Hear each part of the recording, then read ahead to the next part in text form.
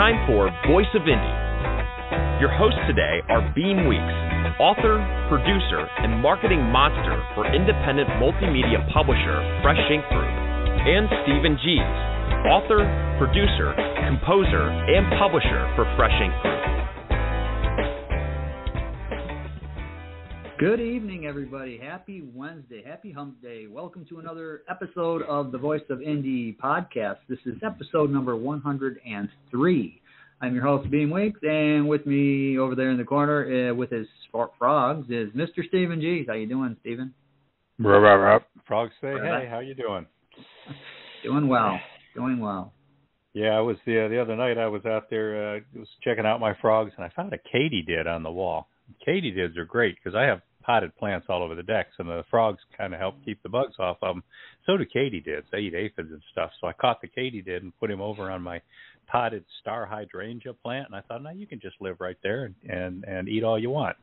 About an hour later, I looked out there, and one of my little frogs was hanging off the end of the star hydrangea by one toe on his back leg, twisting, just hanging and twisting and twisting. And I thought, has something got him? Something grabbed his foot? Is he caught? What's going on? I went out there and put my hand under him, and he grabbed onto my hand, let go of the leaf with his toe. He'd been hanging onto that leaf with one toe. What it is he had made a leap to grab an insect and then had grabbed onto a leaf to keep himself from going over the edge. So he's hanging by one toe, twisted in the wind, with one big katydid leg sticking out each side of his mouth. So much for my katydid. You brought him a snack. Yeah, it turns out the frogs are quite popular. I'm just getting a lot of shares and likes and stuff like that on social media with these frogs. So the name of my next book is, hey, this one's by the frogs. Buy this one.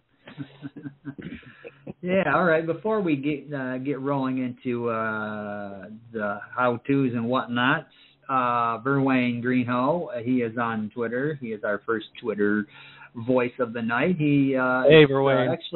He's actually promoting his latest Vela. So he says, despite the fact that I was in and out of the hospital with a serious health issue, I still made $312 using Vela last month for a total of $1,235 since February. Tell me again there's no money in Vela. All right, I'm going to check this Vela out because I like money. Cash is cool. So yeah. Everybody, listeners, if you want to be like Verwayne, and have your comment read on the air, or you want to call in and ask tonight's guest your questions or comments. Here's how you can do all that. Call 516-453-9902 right now with your questions or comments for tonight's guest, or post a note on Twitter with hashtag Fresh Ink Group in the body of the tweet, and we'll read it on air. That's 516-453-9902 or hashtag Fresh Ink Group on Twitter.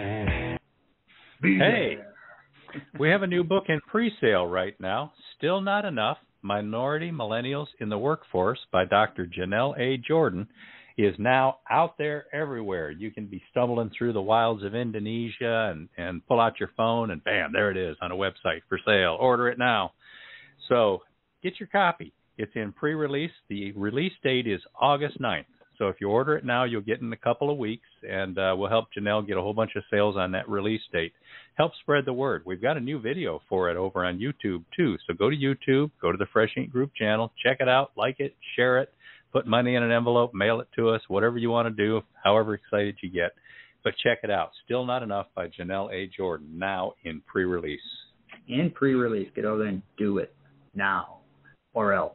This week, we are anticipating Patricia A. Guthrie's Water Lilies Over My Grave. This is a sort of a murder, I guess, mystery thriller type of thing, and it's well written. It's Patricia A. Guthrie. She's a fantastic writer, so keep an eye out for that. And Jay Ashlooney's Practical Problems is possibly going to be out this week. We are anticipating that. Then Submariner by retired Naval Lieutenant Commander Jerry Pate. That's another one to keep an eye out for. And if you want to know the what about these stories and these releases and all things Fresh Ink Group and indie authors and publishing and Voice of Indie podcast, here's how you can find that out through our newsletter. Stay on top of these podcasts and all things Fresh Ink Group with our weekly digital newsletter. New releases, videos, stories, excerpts, interviews, and more. Sign up now on the homepage of freshinkgroup.com and be the one who knows what's what. What? All right. Now, we've been checking up on what's going on with print sales again this week. I checked a couple of days ago and informed our author member Robert G. Williscroft that he had 2 Mac McDowell missions in the top 5. The first book in the series, Operation Ivy Bell, and then Operation Arctic Sting, which is the 3rd book in the series. Arctic Sting eased down below the number 5 slot, so we've got a few additions here to the list as of a half hour ago. Back in number 1 slot again, still shaking my head and scratching my nose, it's Maximizing Happiness Through Intimate Communication, 3rd edition, by Dr. Marshall L. Shearer and Dr. Marguerite R. Shearer. It's a husband-wife team. He's passed away a few years ago. He was a psychiatrist. She was a medical doctor. And they wrote a series of books, including this one, which is how to use communication to improve and sometimes save your relationships. It's in our number 1 bestseller slot in print editions this week. This is a book we published 15, 18 years ago, something like that.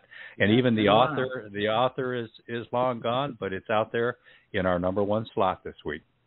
Congratulations. Mm-hmm. Wow. Number 2 slot, this one never surprises me. The High Road, Memories from a Long Trip by Mark Herndon, the Country Music Hall of Fame drummer who was with the supergroup Alabama for almost 3 decades. Wrote a memoir, told the stories, filled in the background, answered the questions, put a little bit of scandal in there, had some fun, and wrote a very nice feel-good piece that really did take the high road. But it's full of music, history, stories, anecdotes, pictures. It's a fantastic book. Mark's a great guy, and it's got a cool video that goes with it too. Over in the Fresh Ink Group channel on YouTube, check out the video for the High Road, and then get yourself a copy of the book. McDowell Mission, the first book in the series, Operation Ivy Bells. It's right here in the number 3 slot. So that first book is really, really getting people's attention. Ivy Bells was a very famous situation, a mission that happened back in the day. So a lot of times might be people are discovering these books because they're looking up, maybe some historical information and stuff. But Operation Ivy Bells, a Mac McDowell mission, the first 3 books in the series are out now. Book 4 is going to be out sometime in the next, probably about 2 months from now. So watch for that. Now, this one's a little bit of a surprise in slot number 4. Sammy, Hero at Age 5. That's a memoir by our member Mary Schmidt. She lost her son Sammy to pediatric brain cancer when he was 5 or 6 years old. And it was a very tough journey for them dealing with that for her and her family. And she wrote this memoir, and it's a tribute to her son to tell that story about what happened, how it came about, and to leave some memories of him. So it's got nice pictures in it, wonderful anecdotes. It's just a nice book, and it's full of heart. That's Sammy, Hero at Age 5 by Mary Schmidt. And in the last slot, J. Ash Looney, Figuratively Speaking, Thesaurus of Expressions and Phrases. This one's been riding in this top 5 list for the last 3 weeks now. So somebody out there is taking an interest in it. We're finding that these word books by Ash Looney, there's 2 of them. This one, and there's one about the origins of quotes and stuff, are very popular in India. And my friends in India tell me that they're very eager over there for stuff about American culture, American business, and things like that, too, because they're trying to, many of them are trying to learn and emulate. So, yeah, write your books about English, and maybe we can sell a bunch of copies in India. But congratulations, J. Ash Looney. You hit the number 5 slot this week. Yeah, they want to learn these expressions and whatnot, these phrases, American phrases, so when they're dealing with American clients, they understand what's being said, and they can even share in that conversation, too. Yep. Now, audiobook update. I'm currently producing 2 audiobooks. I worked on one this afternoon. I worked on Mad Max and Sweet Sarah, and it's by Ellie Collins, and I'm hoping to have this one done within the next couple of weeks. This one's a little harder. There's extra things I've got to do to the files because there's a lot of editing going on with those files. Whereas Jenny Wong's Girl Wears Those Shoes, the voiceover artist is actually editing it for me. So I'm just getting the raw files that are already edited, so that the mistakes, the flubbed lines are not in there. So that one should be out sooner. As soon as I get these the last 2 chapters of that'll be out. And once the chapters are in, I'm guessing probably within a week after that. So they'll be ready to go. They'll be done on my end. You mean editing the voice parts for you? You're still doing all the editing for the sound effects and music and everything else. I'm doing all of that. That's the production work. But the editing, where like with Mad Max and Sweet Sarah, he'll read a line and he might flub it. He'll leave that in there and then reread the line. So I've got to go through and take out the one. But he'll also do where he's reading the same line in 3 or 4 different ways, and I got my choice, on how he inflects on each word or whatever. So keep an eye out for those. Again, get with our newsletter, get subscribed to it, and you can find out when these will be out. Now, we do have another comment on Twitter from Verwayne Greenhill. You want to take that, Stephen? Let me pull it up here. I see one from Joe. I see several comments here, too. Verwayne says, after several weeks of extremely high temps, tonight is a beautiful 76 degrees. I had to force myself to come in off the back porch swing to listen to the show. What, you don't have a way to listen to it out there on the swing? Well, it's kind of hard to grab the old phonogram out there, crank it up. You want to take Williscroft? Yeah, Robert Williscroft is in the audience tonight. All right. Hey. He says, hi, all. Looking forward to this evening's guest. And, cool. Joe Conjo? Yeah, he says, hello, everyone. Looking forward to Paul Hollis tonight. Smiley face. All right, Joe. Welcome to the show. Yeah. All right. If you happen to miss an episode, sometimes that happens. You've got something else planned, or you just can't be here on a Wednesday night. Or, hey, you've listened to an episode, a darn good episode, and you want to hear it again. We've got every episode archived, and if you need to find out where they're archived, there's several places, and here's how you can find them out. If you miss a show, find us in the archive, in the Fresh Ink Group channel on YouTube, on Spotify, or under the podcast tab at freshinkgroup.com, beamweeks.com, and stephengs.com. On YouTube, be sure to like and subscribe. Like and subscribe. Cool. Now, let's go ahead and roll our first commercial before we bring in our guest and give our listeners out there a chance to call in maybe and talk to our guest tonight. Phone number is 516-453-9902. Really hoping to get a couple of calls. Live every Wednesday, your Voice of Indie hosts, Beem Weeks and Stephen G, welcome authors, musicians, publishing industry pros, artists, and assorted creative guests for an exciting interactive hour. Call in during the show or post questions and comments on Twitter for responses in real time. Meet your favorite indie creators, learn inside tips, network, and promote your work.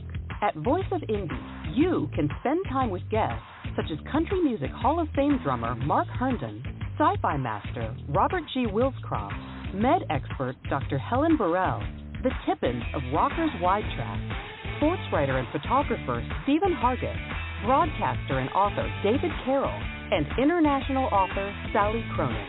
The link for each week's show is pinned on Twitter atop at Voice of Indie, and you can receive the link every Wednesday morning in your inbox by subscribing to our newsletter at freshinkgroup.com. Check out Voice of Indie every Wednesday on Blog Talk Radio and catch hundreds of episodes archived everywhere from our website to our YouTube channel and Spotify. All right. Yeah, should have had the name Paul Hollis in that list too, huh? Yeah. Because that's our guest tonight, Paul Hollis. Paul Hollis is an American author of fictional terrorism and espionage, and he had to use the word fictional on the advice of his lawyer. I was born in Alabama, wait a minute, this is first person. I'm going to read it in the third.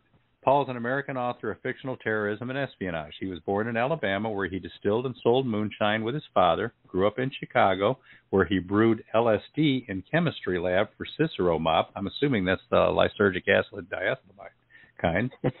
And came of age in California, where he hung out with musicians like, now these are people nobody's ever heard of, but I'm going to read the names anyway, Santana, Jerry Garcia, Janis Joplin, Grace Slick, and I don't know, somebody else.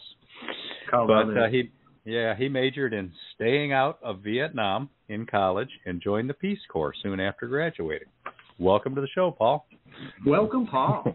Thank you, guys. I appreciate you asking me to be here this week. Yeah.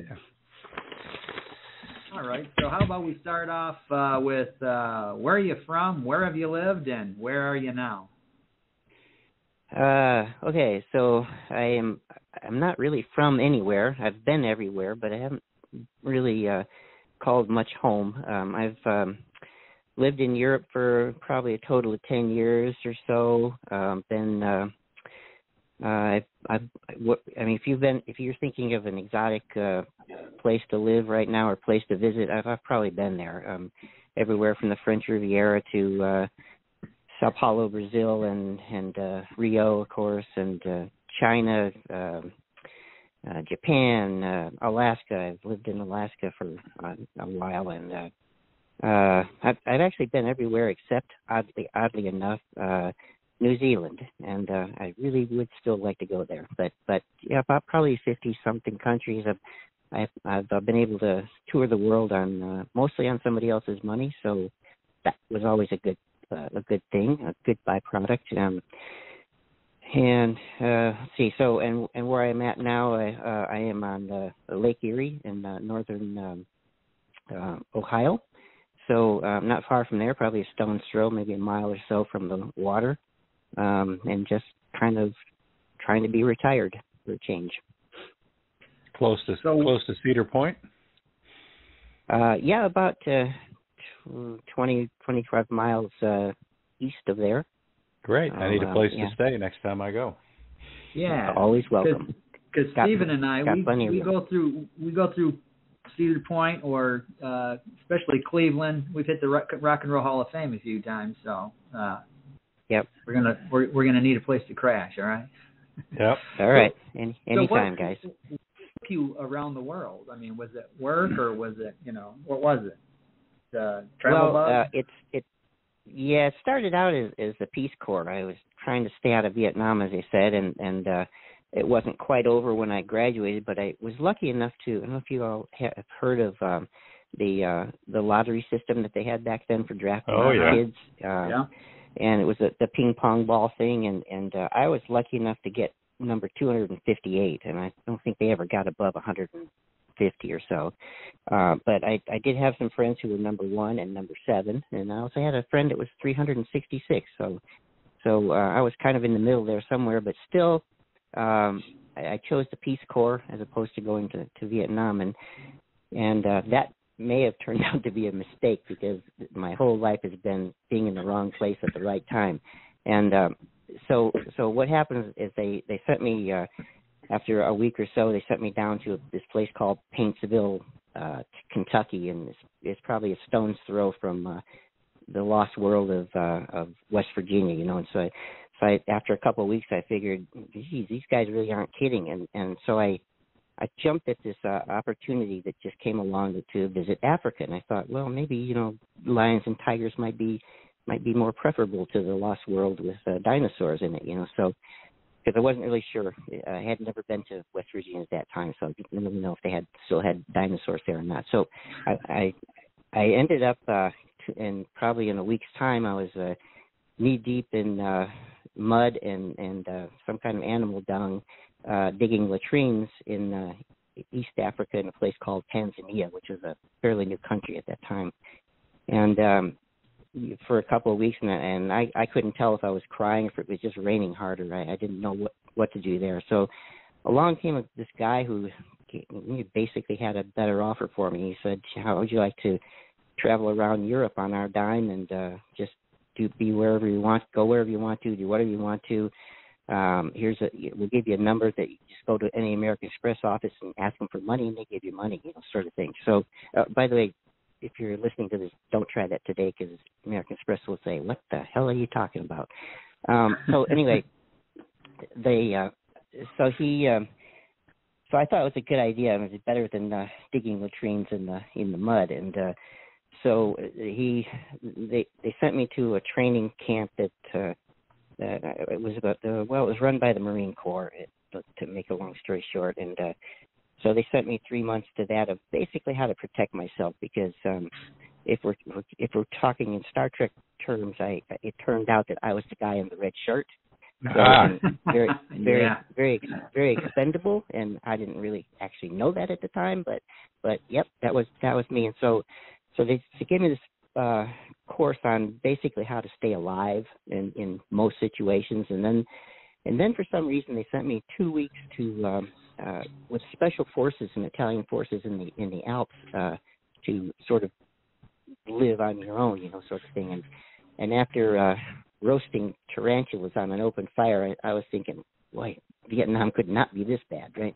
And I thought, and I always wondered how eating tarantula spiders would what did they have to do with cuisine in Europe?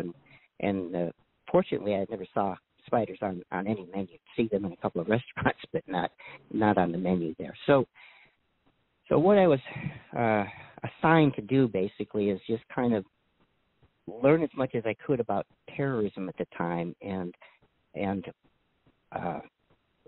learn about it, figure out what's going on with it if I could, and who was involved, and how to keep it away from American shores.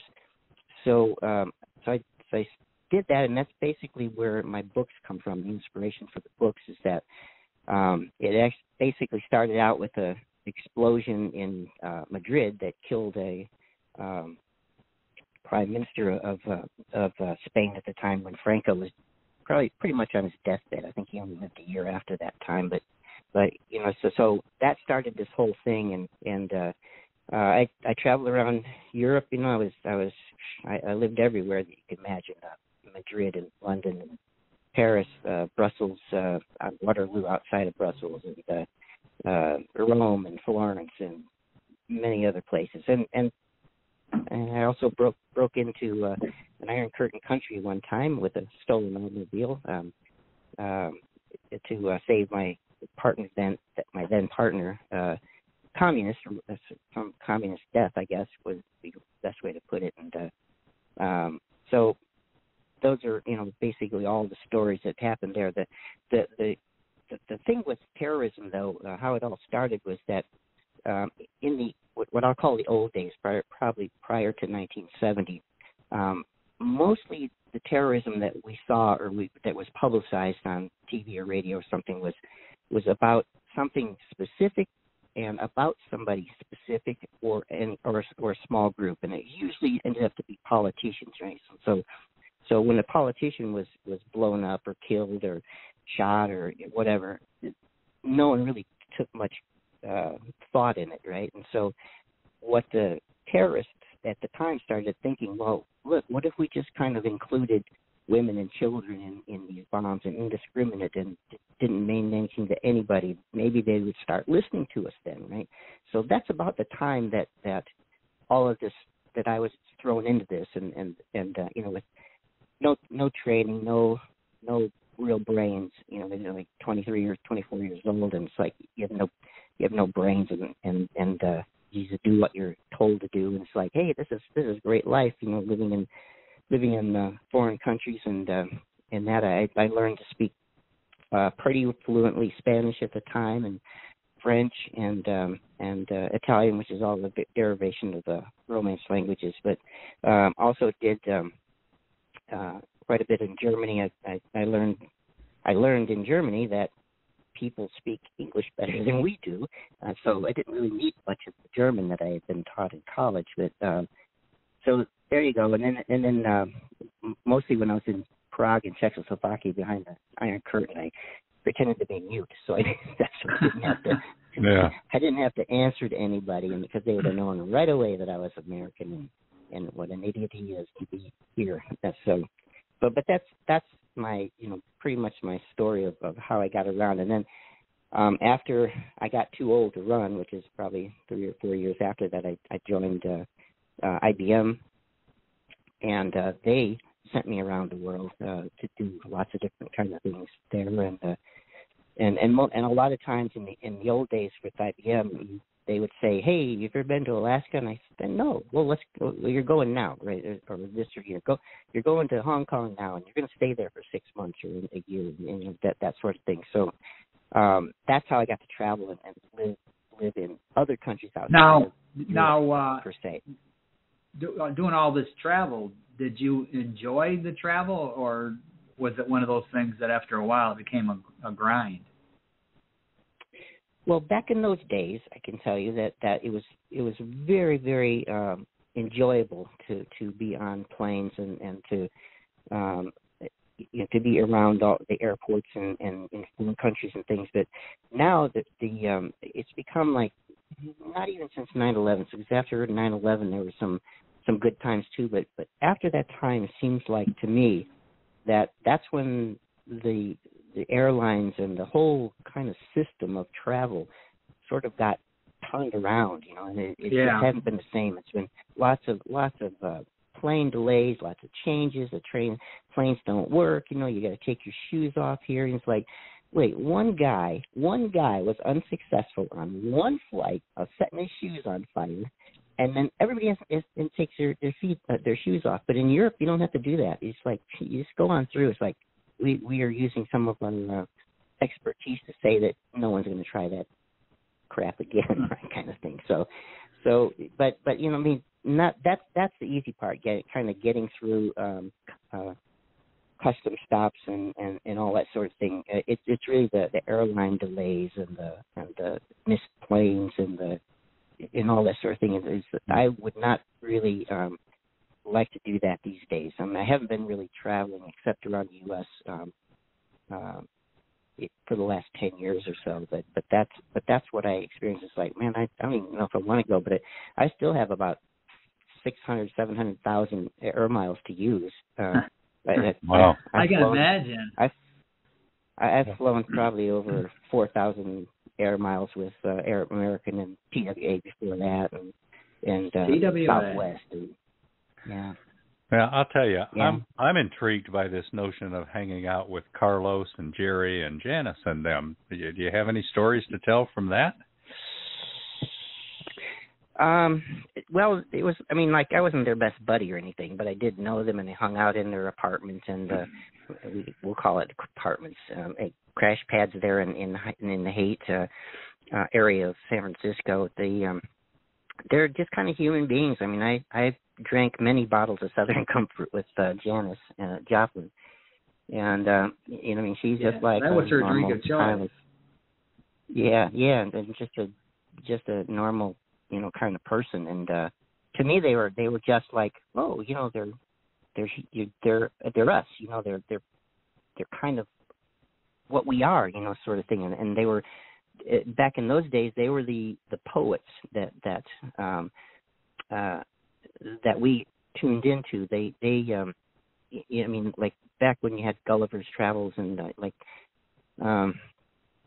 all the famous poets, the Burns and Shelley and Keats and those guys, these were these people were those people to us. They were the ones that told us that where we learned about American society and what was going on in the world. We didn't really need the newspapers or the TV. We listened to them, but they were just kind of normal sort of people to us, and the not all of them took drugs, which is the popular thing to do there, but they knew a lot. I mean, like Santana wasn't his favorite thing to take drugs, but Garcia, slipped himself once in a while when he was playing on stage, and so.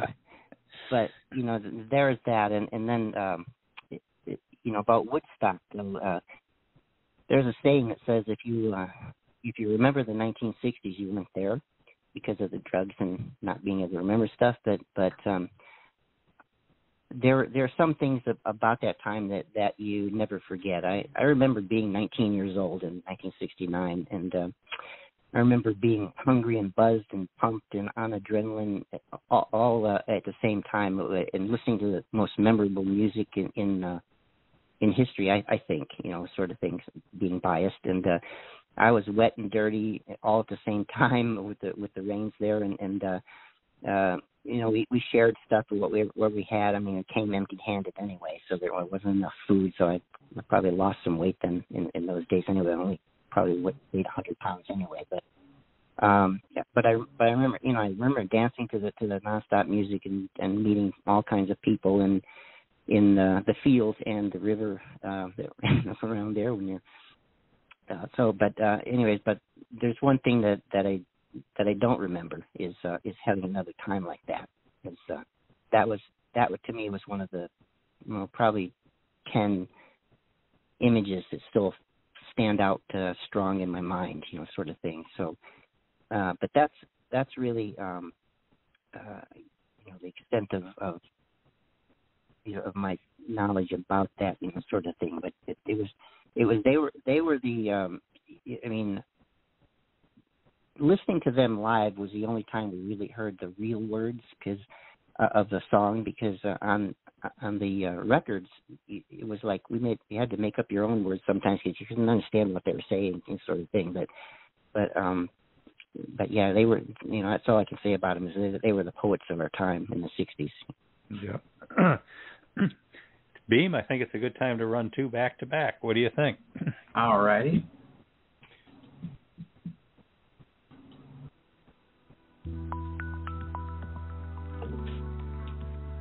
Still Not Enough examines the plight of minority millennials in the workforce. Janelle A. Jordan details her own perspective-molding cultural upbringing, along with professional encounters hindered by others' preconceived notions and unconscious biases. She shares examples that are relatable to many with similar experiences. The scars from every denial fueled the desire for each minority millennial to do more. This book also guides leaders managing today's DE&I employees. Norms are evolving, and organizations must adapt or be left behind. Proudly published by Fresh Ink Group in all print and digital formats worldwide, Still Not Enough brings transparency to the challenges of today's younger and more inclusive workforce.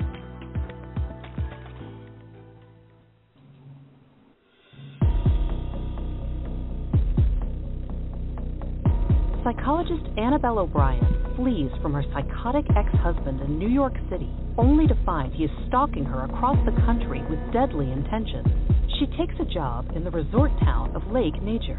When a series of attacks place her in even greater danger, Annabelle turns to hostile burnout of a detective, Mark Driscoll, who is assigned to protect her.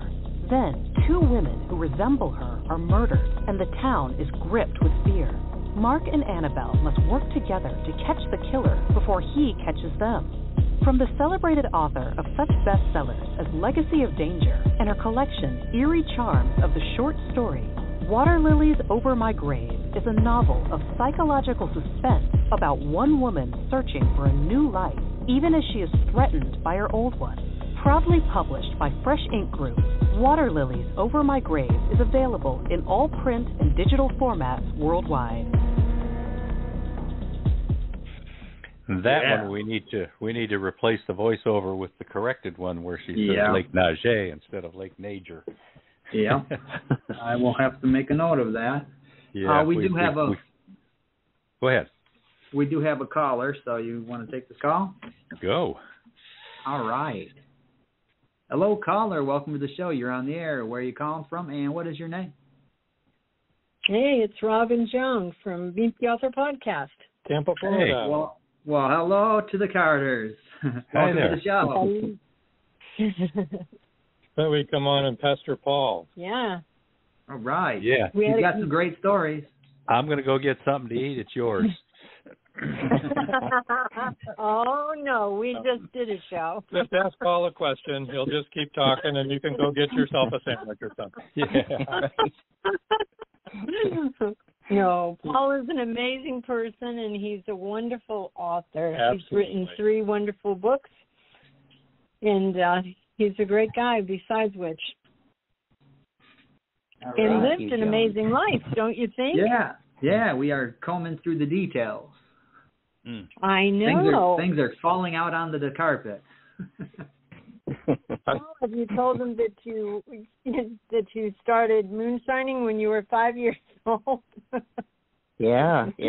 I had to get under the car and turn the little screw thing, the shuttlecock that leaked the moonshine out into the mason jar, from the gas tank, and when it was full, I handed it out to my dad, and he did the financial transaction, not withstanding a 5-year-old's mentality for that. So, yeah.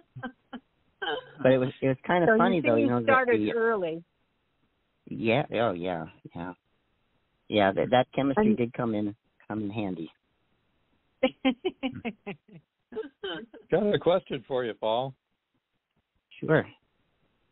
You finished, Surviving Prague is out there now. Are you working on any more?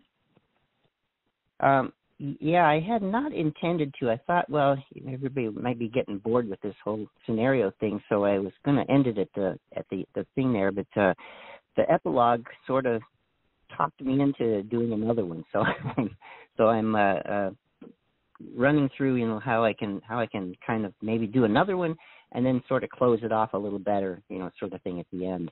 So, but yeah, because that was actually I had one person read the book and said, "Ooh, this is really dark," and it's like, well, yeah, it rained a lot, But I think he was talking about more about the Russian oversight in Czechoslovakia at the time. So anyway, but there's more to tell for sure. But I thought maybe people would be getting kind of a little bit enamored with that whole scenario. But yeah, there's going to be a 4th one, so watch for that one. That's really good news. When do you think it'll be coming out? Oh, probably. I'm hoping maybe early next year, sometime around then. That's wonderful. That's wonderful. Early next year for the 4th book. Do you have a working title? No Place Home. Oh, good. Is I can title. see how you're going to be winding down then if you're going to entitle it that. Well, we just wanted to pop on and say hello and tell you we're listening, and well, thank you. I hope appreciate everybody it. buys your books. And tell everybody to buy your books. They're great. Mm-hmm. Yes. Plug. And now Joe Conjal out there who had posted, "Hi, Paul, The Hollow Man is such a great series. Do you have plans to expand it beyond a trilogy, or are you on to something different?" Now he's sitting there thinking, I got to come up with a different question. They stepped on mine. Sorry, Joe. Sorry, Joe. He'll get even with us. I'll steal another one of Joe's questions. Are you a pantser or a plantser? Well, that's an interesting question. I don't outline the stories on paper. But I do see them in Technicolor in my head, and so I don't. I guess in the end it's probably a pantser, but I understand what's going on and what needs to happen and what has happened to make that to make it work. But I'd say probably the pantsers, but I'd leave it to whoever listens to this description to their good nature. But probably a pantser more likely, because I don't really write it down. When I write it down, it becomes a draft then. Yeah. It's it's a process kind of like a either hybrid. way. Yeah, I've had people tell me that, oh, no, I don't outline. I've never outlined or whatever. And I say, well, how do you organize it? And then they'll sit there and describe, for 30 minutes in great detail how they're actually outlining. It's just in their head. They're just not putting it on paper. But, I had one sit there and recite bullet points to me one time and swear, I don't outline. I just use bullets in my head. Okay, whatever works. Right. I do let the characters though run the show in that way that they can go which way they want to, and I hardly ever have writer's block anymore because our good friend Caleb Pirtle, who you have next week, I think, on your show, said once that if you have writer's block, it's because you're trying to get the characters to do something that they're not willing to do, and so interesting. I more thought money that was for. a great. Yeah, that's true. Name of the game these days. Yeah. But there you go. So that is how I think of the world now. Is I let the characters do what they need to do, not what they want to do, but what they need to do, and to make the story a great one, and the characterizations, etc., and the locations and all that sort of thing. They really lead the story for me. Interesting. I agree with that absolutely. When Caleb told us that, it was like a eureka moment for me. I know that I was like, oh my gosh. Yeah, and absolutely. And he's right. Yeah. Yeah. They do. They need to lead the show. Now everyone that's not a writer that's listening is thinking these people are crazy. Yeah. Well, all right. We're going to let you have your show back, guys, and thanks for calling in. we'll listen. Yeah. Yeah, we'll talk to you later. Always a pleasure to hear from the Carters. Yep. Yeah. Thank you.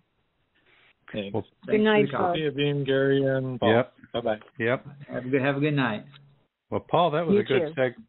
that was a good segue into your books. What we've been talking about is the Hollow Man series that you have 3 books in: The Hollow Man, London Bridge is Falling Down, and Surviving Prague. And we've got to hear about the 4th one that might be coming soon. Why don't you tell us about the series? What's the whole series Hold about? on a second. Hold on a second. Before you do, Joe Conjo, he's got a replacement question. Oh, he does. said, hi, Paul. Since the Carters stole my Hi, original question, LOL. My new question is, have you thought about a nonfiction book that talks about your time overseas, or will you stick with fiction? I actually call them fiction because it's easier that way. I think the audience, for me, the audience would be bigger if it's a fiction rather than a nonfiction. That's the only reason I do that. It's enough time has passed that everyone that I ever knew over there or in Washington or Fort Meade or any place like that are all long gone and dead. I'm actually the lucky one, I guess, has survived. So I don't have to worry about any of that sort of thing. But about 80% is about 90% true in the story in the book, to the best of my memory at that point. So obviously the scenes where I'm not in it, they're completely made up and just from either intuition or what I think should have happened during that time or something to make the story coordinated, et cetera, is the only reason that I have the other parts in there.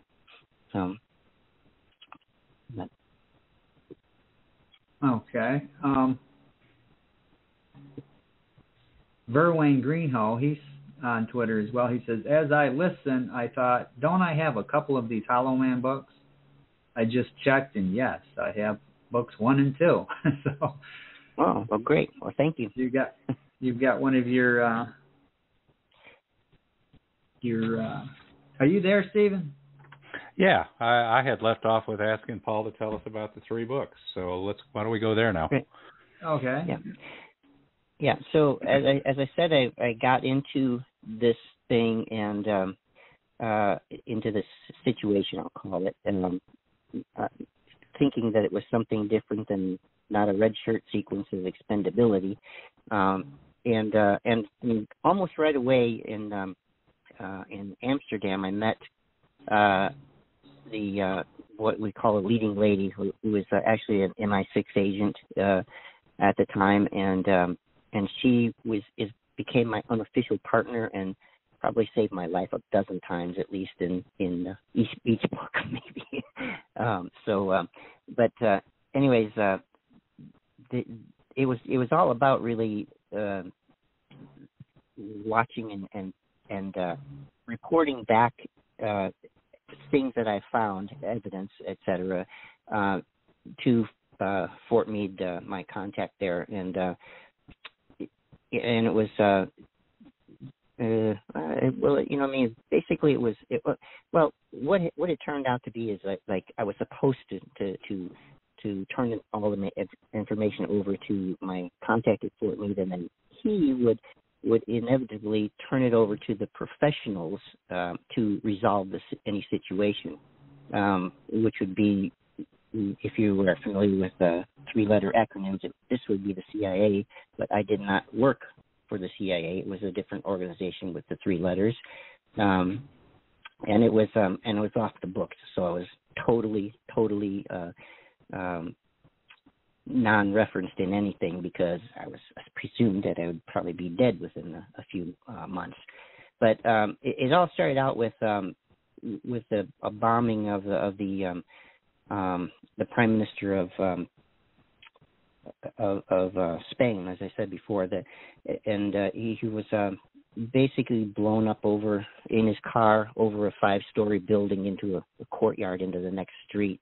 And the reason that the car wasn't demolished is because it was armored, and the bomb was like completely right under it as it passed over, and it just took the whole car up and over and obviously he and his driver were dead on impact or on first impact maybe. But so that started off my tour, my official tour, as a first basically assignment, and it took me through all of Spain. The actual since I was there just around the corner when the explosion happened, it knocked me over probably a row of cars into the street basically. But since I was there and I was kind of nosing around, etc., then the police thought, well, maybe this guy did it, right? So I had to run and ran to different places in Spain and eventually wound up on the French Riviera and almost lost my life again there too as well. But it just follows the guy who actually blew up the minister. The book follows him through Spain and into Paris, and his motive was entirely different. He was just kind of testing a scenario with the explosion. So I won't let you have too much information about what happens after that. But basically, this guy was trying to destroy the economy of Europe so that the people who paid him could make money from their stress, basically. So that's the first one, and then it moves on to the second book is actually is just right after it, and it's about the Troubles, which I don't know if you guys might not be old enough to know what the Irish Troubles were with the IRA and the bombs and stuff like that. Oh yeah. And that was where the second book goes through all of that. But I'll tell you one interesting story from there. I actually met Princess Anne in the. I don't know if you ever know, but they tried to kidnap her. This guy tried to kidnap her. Do you remember that story? Anyway, and she said, "No, I'm not getting out of this car." And he's trying to get her to get out of the car, and Phillips was there too, her husband at the time. And anyways, so I happened to be on the other side of the car, just kind of passing by, and I kind of snuck up on it. And after the driver was shot and things, and I sort of opened the car door on the land side, not the street side, but the park side, and got them out of there where they were doing that. But it was like a short-lived how you doing kind of thing. It's like, who the fuck are you, right? So. But I did get her out of the car more easier than the guy got her out. He could not get her out of it, and he had a gun too on her. But anyway, that starts out another series of bombings and things that take me through. Take the main character through Belfast and Dublin and around back into England. And there's a bigger premises there as well. It's not just about the bombing. There was a purported to be a list of places that the IRA was going to hit at the time, and it turned out not to be the case. It was just a color of to distract people from really understanding what was going on at the time there. So, and then the third book is really the partner that I have, Zita is her name in the book. She is assigned to Czechoslovakian consulate behind the Iron Curtain kind of thing, and has three associates, and all three of them die of quote unquote natural causes. One drowns, one had a heart attack, and I can't remember what the other guy had, but it was like probably a car accident or something. I can't remember, but anyway, and then she is marked for death and on death on sight, and so she did not want me to come there, but I heard about it from one of her underground associates, and stole a car, a British car in Germany, in Munich, and drove it through a checkpoint in Czechoslovakia, and the story starts from there, and it's all about really trying to save her, who neither needed my help or wanted my help, and but we got there and really sorted out. There was a guy who was a merciless serial killer for real, and he really did kill people, and it's like, I know people talk about it, but this guy was really a whack job. But he starts following me around, thinking that I'm the super spy, and it's like, no, I'm just a kid who's like in the wrong place at the right time again. So, but anyways, we got that, and the whole thing was really about dirty bombs, right? To what we call dirty bombs these days, but they were sort of mixtures of not plutonium, but cesium and a little bit of things like that. That were kind of meant for maybe destroying maybe a square kilometers worth of space, but the radiation would actually have moved all across the city. So if you had 4 or 5 of these bombs that were strategically placed, it would just wipe out that entire city, which happened to be Munich at the time there. So we had to go in and try to address that as well before we left. So that's what the 3 books are about. So how did you publish these books? Well, I originally I published them indie, and the first one was an indie publication, The Hollow Man, and then in 2014, on a whim, I entered this contest called The World's Best Story, and had apparently somewhere around 2,000 books, English-speaking books in there, and I came out on top, and part of the prize was a publisher and an agent, right? So I thought, oh wow, this is pretty cool and interesting. So they took over the book and gave it a new cover, which I was not entirely pleased with, and it turned out that it was a plagiarism, and the guy whose original drawing it was threatened to sue me.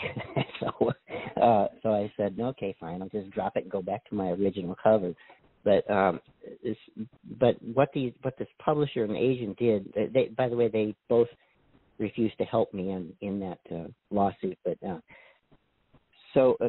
what they did do was basically change the font of the print and made it about 100 pages long instead of 300 pages, and it was so infinitesimally small that you could hardly read the print. But it was a thinner book, and it was cheaper to produce, and they raised the price. And so obviously after, I don't know, for close to a year, it was a 3-year contract, close to a year, I said, look, you've sold 0 books. 0 books. It's like, even I can do better than that. So they basically gave it back to me and said, prove it. So I did. I mean, I took it back and I published it on my own with Amazon and what was their service called back in a few years ago? CreateSpace back then. Yeah, CreateSpace. So I did it with them, and right away Amazon had bought them before, and anyways it went to Amazon, and it was a pretty easy process. Doing that, I was being an old IBM guy, the technology wasn't bad. It was straightforward. You just format the book the way they want it to. Spelling errors, the basic kind of stuff is all you really would need to do, but obviously you do need to do more, and I could explain more about that. But so I put it back on there, and since then I haven't even bothered with agents or publishers, knowing that my experience, probably 99% of the people would never have that experience, but my experience taught me to not trust them. So I don't give the books to them. That's the end story of that game. But I can tell you that's not the hard part of publishing a book. I mean, the hard part to me is the marketing, right? I mean, that itself is a full-time job if you go at it like you should go at it, right? I mean,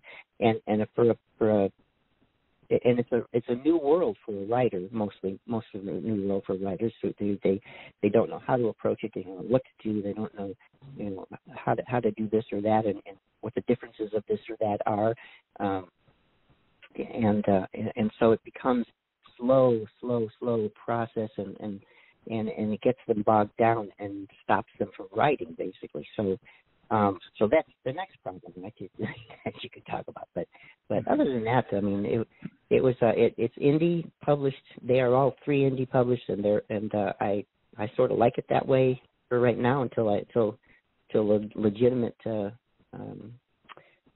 talent agent would come along and say, oh, these things really are pretty good, and offer me something viable for it. Now, on the good side of all this is that I have had over the last 10 years, I've developed a very good following on Twitter and Facebook and Instagram, other places like that, and that has helped. That's helped really immensely, and that's one thing I could say to new writers is that when you write the book that needs to be written, don't just write the book. Don't pay attention to what you think that readers would want or agents or publishers. Just write the book, and then do what you do until you get in your own voice, your own language, etc., and get it the way you like it. A real editor, a real paying editor, and those people will take your book to the next level. Right? Just automatically there. They'll take it. They'll make it 100% better, and without destroying your process or your voice and all that sort of thing. That unless you ask them to do that part sort of thing, but usually they will just correct things that need to be corrected and find your spelling errors that simple word won't do, sort of thing like that, and go on from there. But the process about marketing is, it's like you're talking about branding. Everything you do as a writer is a branding endeavor, right? So you got your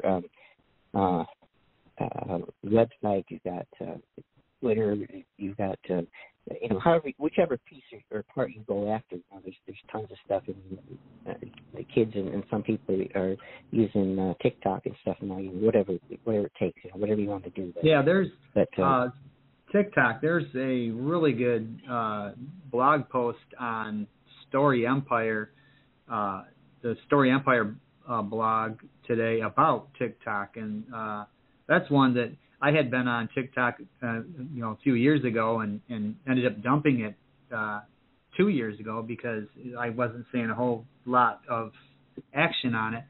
And as for the author, my author account, and I'm probably going to end up looking at it again because it's changed over the past year, and there's the article talked about book talk, hashtag book talk, and that taps you into the book readers community over there on TikTok. So that's something to check out. Now, you're talking about the marketing. Yeah, marketing is the real hard part. The writing in the book, that's the easy part. Marketing and letting people know that you have a book out there. That's the hard part. Yeah. Now, absolutely. What has fan reaction to your books been like? What kind of feedback are you getting from readers? Well, I can tell you, generally, for the most part, it's all really been very positive, enthusiastic. Ever since one of my first reviewers, Jeannie Palmer, as a matter of fact, told me that this book belongs on the big screen, and that was that with all the other things, that was one of my most favorite reviews because people have compared me to Baldacci and Le Carré and Dan Brown and other things, but the thing that meant the most to me was that this could be on a screen because I've written it visually anyway, and it would be the perfect thing to translate to a movie. And being the main character not being a James Bond, Jason Bourne kind of a guy, but just a hapless kind of a low character that's kind of making his way through in a world of terrorism where he doesn't know, he's outpaced, he's outnumbered, he's outfought, he's out everything, right? And he makes it through. But that to me was the most favorite and best review that I've ever gotten. I've always been impressed with that one. There's and as far as negative reviews go, I know it's very difficult, and it was for me too, to not take it personal that the person is attacking you and saying that your baby's ugly, and even if it's your agent or your family or your girlfriend or whoever says that it's ugly, then that is a tremendous pressure on you. But what I've always tried to do is to see if there's any constructivism in there, any constructive. Okay, does this person really have a point, sort of thing, and if so, I take that out, and if not, I would just drop it and go. You just got to forget about it if it's a bad review. There was the worst review I ever got was a guy from Ireland who said, I stopped reading this book after chapter 9, and I don't see what you people are raving about, basically. So I thought, well, what the hell? And it's like, what do you mean nothing happened? And it's like, you got a prime minister of a country gets blown up. You chase me through the streets and people are being killed and stuff. And I myself get my hands cut wide open, which I still do have on my palm, an inch and a half long scar from a knife that almost killed me. All in the first 9 chapters. And I thought, what the hell does the guy want? That was my reaction. And then I said to myself, look, you can't please everybody, first of all. Second of all, he's really, really not going to like my second book, which is based in England and Ireland, right? So I thought, well, okay, I'll get even with him one way or another. I'll just have a book go by his house or something. I don't know, but that's how I look at kind of things. You can't please everybody, and people are looking for different things. Yeah, the thing about reviews, they're opinions. They're people's opinions of your work, but they're opinions, and you're never going to please everybody, and you just got to take that into consideration. You can't take it personally. That's right. That's part of the craft. Somebody will rave about your book, and then somebody will put it down and say, well, I didn't like it. I hated it. It was blah, blah, blah. Whatever. Yeah, but on the plus side, I think I have probably on Amazon a 4.7 7 rating on both the first 2, and maybe a little better than that, but less reviews on the third one, way less reviews. So that's always a good thing, and I love reading the reviews and comments that people make on the things that I've never thought of. I mean, I never even intended to be in the book, sort of things like, oh, did I mean that? Hey, maybe I did. So Paul, how do people find you? You got a website, a blog, Facebook, Instagram? You got social media handles you want to share? Let's see if we can get you some traffic and attention out there. You'll find me mostly at the Hollow Man series, or Hollow Man series, or some derivation of that. But the HollowManSeries.com is my website. Love to have you there. I actually will give you if you visit there, you can get a PDF copy of the first book there for free. And on free Twitter book. is Twitter is Hollow Man Series, and there I have almost, believe it or not, I almost have 94,000 followers there. And let me say this about Twitter is that the important thing about any social media you're on is not the number of followers. It's how you make friends with those people, right? You have to respond to them, and obviously I don't respond to all 94,000, but whenever I'm tagged, I always retweet their whatever they're saying, talking about, etc. And you ask questions. Any new writer could do this. You ask questions, and somebody out there is going to answer you. If you're starting to make friends and not get big-headed and all that sort of things, like, oh, I'm something special, because we're not. We're just people, and we're just trying to do our best at writing, and et cetera. But somebody will always answer your questions, or retweet them to somebody who can answer them. So the important thing on any social media to me is making friends and relationships that can be cooperative, sort of thing. But there, and I'm on Facebook. I'm at just Paul Hollis.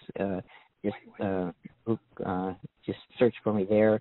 Also, Paul Hollis, author, is there, and I've got a couple of Facebook pages, etc.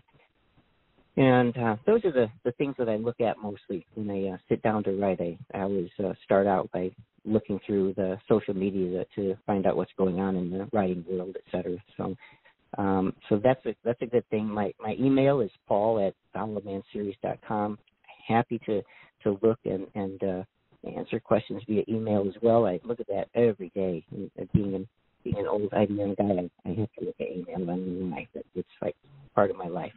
So yeah, do send me questions or comments or whatever your thoughts are. Anything I'm willing to listen and respond to. And as always, at freshinkgroup.com, we have a contact form. So if any of our listeners are trying to find any of our authors or guests, just send us a note, and we'll make sure you get connected. Yeah, right. And these guys are great at Freshink.group. These guys are great. I know them personally. I like them. You can trust them, and they do what they say they're going to do. Well, thanks for that endorsement. Yeah, thanks for being on the show this week, Paul. Yeah. Appreciate it. Thanks for having me. It's been fun. I hope you guys have had some good stories. I got 1,000 more. Yeah, you got a bunch of stories. No, as you mentioned earlier, your good friend Caleb Pirtle III is going to be our guest next week. Yeah, and after that, Patrick Parker is going to stop by and chat with us. And the week after that, Patricia A. Guthrie will be making her third appearance on the Voice of Indie podcast, because she keeps writing books. We keep publishing them, and every time we put one out, there's something new to talk about. So we're looking forward to having Patricia Guthrie back. She's the one who's traveled the world as an opera singer, and she's just got all kinds of fun stories to tell. We enjoy talking to Pat. Yeah, and then we've got a bunch of other guests lined up. We just have to nail them down for particular dates. and keep your eyes on the newsletter, and you'll find out who they are and when they'll be on. Yep. Now, on our way out, we're going to play the commercial for the Mac McDowell Mission series. And again, thanks everybody for participating, and thanks again for being our guest, Paul. Thanks, Paul. Oh, thank you. Appreciate it. Thanks for inviting me.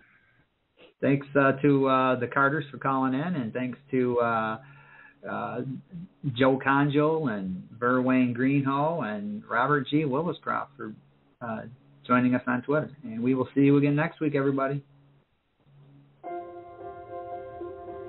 Now, from Fresh Ink Group and best-selling author Robert G. Williscroft, the Mac McDowell Mission Series.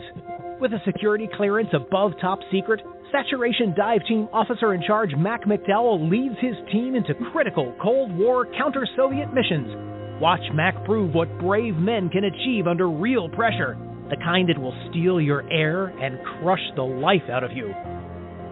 In Operation Ivy Bells, it's the summer of 1972 when Mac and his off-the-books Deepwater Espionage Group are conducting a daring undersea wiretapping operation to gather Russian intel and avert World War. Join nuclear submariner Mac McDowell for extreme diving, a battle with giant squid, and more as he risks everything in the most dangerous operation yet. In Operation Icebreaker, Mac McDowell is leading his submarine team for a mission to lay SOSUS arrays under the Arctic ice when they clash with a highly automated Alpha-class Soviet submarine. Overwhelmed by mechanical problems, the Soviet crew abandons their sub near Point Barrow, Alaska. The skipper launches DSR V-1 Mystic so Mac and his crew can board the empty sub and gather intelligence. The arrival of an even more advanced Soviet sub leads to breathtaking underwater clashes, with the specter of war looming. Will Mac and his crew be sunk by the Soviets, or will they safely return to Alaska, where Mac's new love, Kate, anxiously waits? In Operation Arctic Sting, Mac McDowell and his team capture the abandoned Soviet sub. Piloting their prize through the ice pack to the U.S. East Coast, they must evade or confront other Soviet subs trying to recover the ship or sink it. Breathtaking deep-sea clashes erupt, including hand-to-hand combat with Soviet Morskoy Spetsnaz divers under the ice. Too far from Toothus to escape, the Americans are accosted by a 5-ton orca. Will Mac's ship survive long enough to reach friendly waters, or will the men become just another meal for a deadly whale? The McDowell Mission series by Robert G. Williscroft is available worldwide in jacketed hardcovers, paperbacks, ebooks from Kindle to Nook and Kobo and more, plus exclusive audiobook editions with music and sound effects. The Mac McDowell Mission series is proudly published by Fresh Ink Group. Take a breath and dive in for thrilling submarine adventures in every Mac McDowell mission.